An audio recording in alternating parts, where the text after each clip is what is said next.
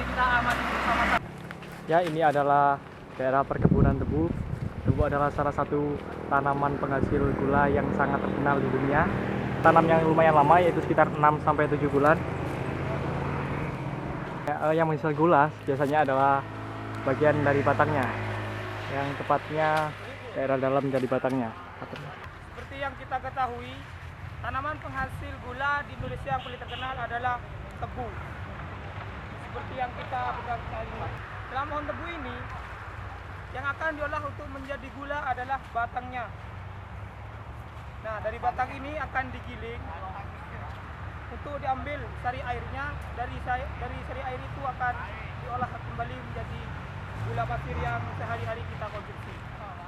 Ini adalah bentuk tanaman tebu. Tanaman tebu itu biasanya ditanamnya, cara pertumbuhannya itu dari tunas yang seperti ini tunasnya. Dari sini nanti sekitar 6 bulan dia akan mengalami perakaran dan pertumbuhan. Setelah muncul akarnya, biasanya tebu yang siap dipanen jumlah ruasnya sekitar 23 sampai 24. Ini adalah gambaran dari tebu yang sudah mencapai umur atau masa panennya. Dari tunas ini akan mengalami pertumbuhan dan sekitar 6 bulan dia akan mencapai memiliki ruas sekitar 23 ruas atau kurang dari itu apabila kualitasnya kurang baik. Tebu yang baik biasanya sekitar 23 sampai 24, tingginya bisa mencapai sekitar 3 meter. Jadi nanti yang diambil adalah bagian ini, tengah-tengahnya. Untuk bagian daun ini akan dibuang karena hanya menghasilkan tetes atau tersisa. Tanaman tebu memiliki bermacam-macam varietas yang dikembangkan sesuai dengan hasil penelitian terbaru. Ada yang berwarna merah, berwarna kuning, berwarna hijau. Yang membedakan dari varietas-varietas tersebut adalah faktor usia, pertumbuhan, tinggi, dan jumlah rumput. Selain diolah untuk menjadi gula pasir, tebu juga bisa diolah menjadi gula merah.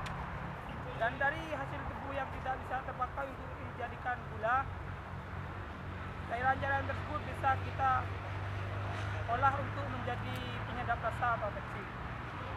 Selain itu, tebu juga dalam satu batang tebu itu hampir semuanya itu bisa berguna. Contohnya saja seperti daunnya, sebagai salah satunya juga sebagai pakan ternak.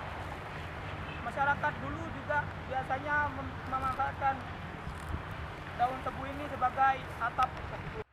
Ini adalah bagian dari batang tebu yang biasanya dijadikan gula.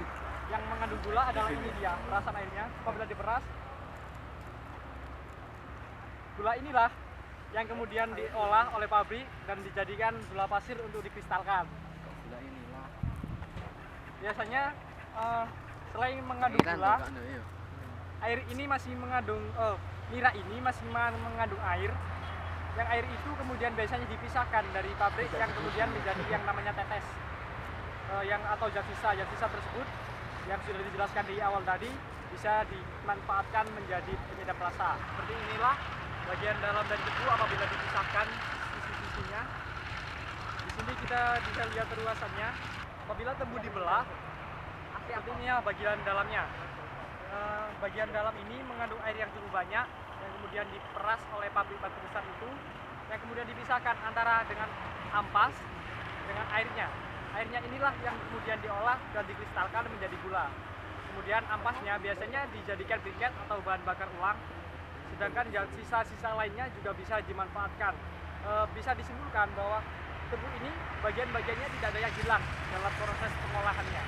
Demikianlah penjelasan dari kami tentang manfaat tebu sebagai salah satu tanaman penghasil gula di Indonesia. Assalamualaikum warahmatullahi wabarakatuh. Di sini kami dari